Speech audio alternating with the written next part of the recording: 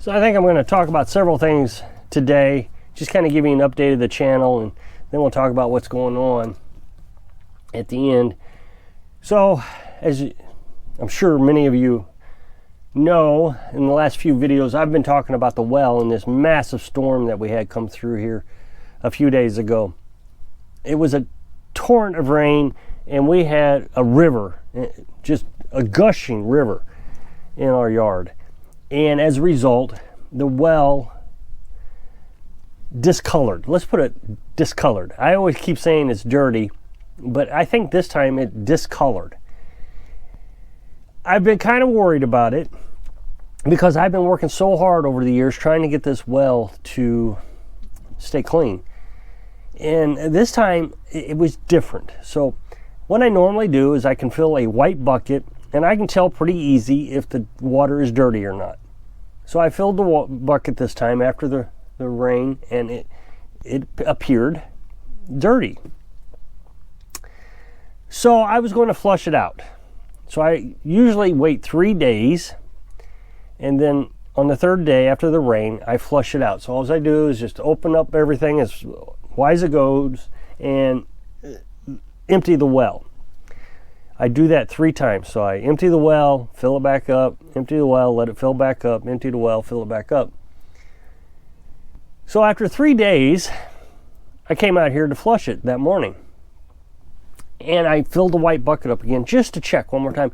And it did not look near as dirty as it did the first time. So I waited another day. I don't know, just felt like I should wait another day. Oh, I know why I waited, because it was still cloudy on the third day. And I thought, well, I'm not going to mess with it being cloudy, and I'm not sure what's going on.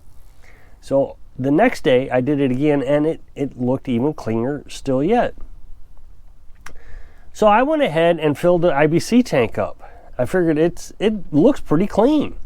Carolyn came out and looked at the bucket. There was a green tinge to it, but that was about it. Well, I just left that white bucket there. I filtered the water through my house filters, and I left the bucket there. So last night, I stuck my finger down the bottom of the bucket, and I streaked my finger along the bottom. And normally, if it's dirty, that sediment will fall down to the bottom, and you can see, yeah, there's dirt there because you just wiped it away. Well, this time it didn't. But like I said, it still looked greenish. So today, I filled back up the IBC tank again today. Carolyn did laundry. We did laundry. And I filled up a bucket again, and it looks cleaner still yet today. So I'm not sure what it is. It doesn't appear to be sediment this time. It looks like the water is just discolored, like there's a copper in it or something, which is quite possible. I mean, the groundwater, there's just full of minerals. So maybe that rain activated some copper or something. It doesn't look rusty color. So I'm not sure what it is, but I'm quite satisfied that the well must have held up somewhat. All that being said, in a couple of videos ago, I don't know, maybe yesterday, I said that I was going to put sandbags at the front of it. And I'm also going to put some sandbags at the back of it. And that should hold all the water away from it. I'm pretty satisfied now. I tell you, I guess I'm just getting to a stage with this well where I just want it right. I just want it perfect. But everything I read on Google says that people's wells just get dirty. It happens, and there's not a lot you can do about it. They tell you how to prevent it here or there, but mostly they just tell you how to flush it out. So everything I've been doing, I guess I've been doing right. As a matter of fact, there's a webpage from the government of New York stating what to do if your well gets dirty. And it was exactly what I did. Dig a ditch to get water to move away from it, build a building around it like I did, flush it out like I do. So I'm following the instructions of the New York government. I mean, what more can you do? So I'm pretty happy that it's working out. It's a lot better than it used to be. I mean, it used to be terrible. So then I'm going to move on down to a project that Carolyn's been working on for, I don't know, maybe a year now. She just works on it here or there whenever we have a cedar tree limb available. she'll put it together. But she's been working on, I'm not really sure why. She doesn't like this chicken run, which is fine. It was cheap and easy to put together. But she's been using these cedar poles to build a fence. And I mean, if that's what she wants to do, there's nothing wrong with it. It's kind of decorative. I think it's kind of neat looking. And so she's gotten 2 sides done over the last couple of, well, I guess last year. She works on it for a while and waits until we get more cedar trees and more limbs. And now that we've cut this one down over the winter, she's got a bunch to choose from. So she clips them up and uses them. We're a little bit leery about starting fires around here. I would like to burn all that cedar, those limbs. But with us having restrictions on water, I don't want to say we have a problem with water. I'm a little bit cautious about burning things. We've never burned anything. Well, we've burned a few things, I guess. But regardless, we're pretty cautious. If we're going to burn it, we always burn it in the barrel. You can see that she's got it loaded up with cedar here. I can imagine that we start the well up and the generator dies, or the solar panels, or it clouds up, or something happens where you got this big fire and all of a sudden you don't have any water. Now we do have that 275 gallons from the IBC tank, and we could run the hose from it also. So I mean, we could do it if it was absolutely necessary, but it's just safer for us not to burn. It would be so much easier to clean this place up if we had the ability to burn. And I know somebody's going to tell me, oh, just do it this way and that way and you'll be fine. Well, that's great and all until I catch something on fire and the fire department has to come out, and I would imagine they would fine you, or whatever.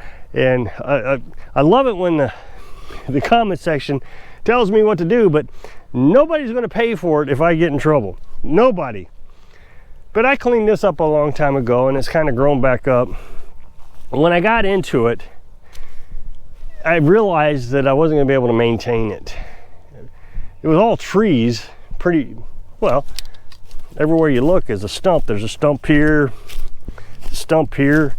So when I cut, I just basically cut paths around here because of stumps. And somebody's going to say, well, get a stump remover and do this and do that. Well, we're just spending money and things I don't want to do. But this is grown back up because there's fencing down in there, just tons of fencing. Trash. It was a real mess. There appears there was a shed over there and it's fallen down. It's got, the only thing that remains is the concrete platform, which, like I said, it was just completely grown. Well, you see what it is. That's what it was when I cleared it out the first time. And I realized it's just not going to be maintainable. So it kind of blocks their view and keeps it more enclosed. I like it. So we'll just leave it as is. If I had a bulldozer, maybe I would clean it up, but I don't see the point. If we needed the area, then I might do something, but we don't really need it either. The only reason I cleaned it up the first time was when we were gardening. I needed the west evening sun to shine onto the garden. Since we don't garden anymore because we're carnivores, then I don't even need the sun. And we moved solar panels. That was the other thing. So now I'm going to take you into the chicks. As you know, we are housing the chicks inside the camper this year. We're not raising them in the tiny house. Let's see if we can get in here.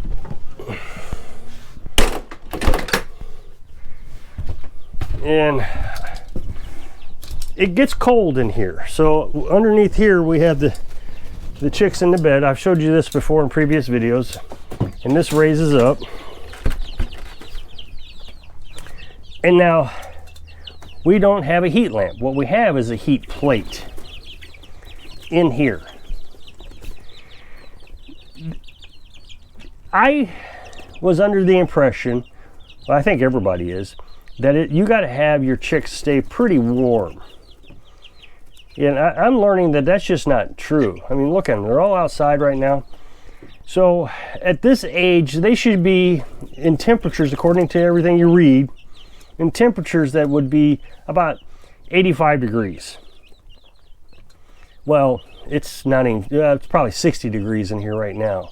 So it's pretty cold.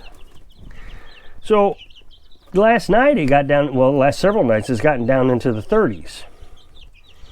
So we have this heat plate in here, and I'm not going to show it again, but there's a plate in there, and we keep a remote thermometer in there so it sends the temperature in here up to the house so we can keep an eye on it. And so at night you'll see the temperature rise up because they're all in there. The temperature rises up. Last night it got up to 92 degrees, stayed 92 degrees all night. I got up in the middle of the night and checked it. 92 degrees, got up this morning, 92 degrees. But then about 5:30, it was still dark. The temperature dropped down into 70s. Well, that means you know for sure that they've come out and started eating, which is incredible to me because there was no light in here. I don't even know how they found their way, but they did. So at 6:30, 7 o'clock, I guess, I come out here, turn on the light, and they're all out and eating. And so a few times a day, you'll see the temperature go back up. So that means they're going back in there to warm up. And then they come back out and eat and play. You can see they're playing more than they're eating right now. Just having a good time. They sure do enjoy this box. I mean, I've never seen our chicks more happy than having them in this box. We used to keep them up in that tiny house in a cage, and I didn't realize they weren't that happy, but they love this thing. So they go in there, warm up, and then come back out, cool off, play, fight. I would imagine that one right there is a rooster. We're supposed to only have females, but I'm pretty sure he's a rooster because he's pretty aggressive to the rest of them. That's fine. We need 2 roosters. So I was told, you know, once I showed you all this, I knew somebody was going to say, you can't do that. They're going to hate it. They're going to absolutely hate it. Get down. Get down. They're getting big enough they can fly now. Got to be careful. So they, but I don't think they hate it. I think they absolutely love it. I better shut this before they escape on me and I'm chasing chicks around here. So I don't know if everything has to be perfect, is the point of this video. The well's not perfect. The property's not perfect. Nothing's perfect. But I just feel like I'm always chasing my tail looking for that perfection. That well has been nothing but a pain since we bought the place. And it really is producing good water. Here's the thing.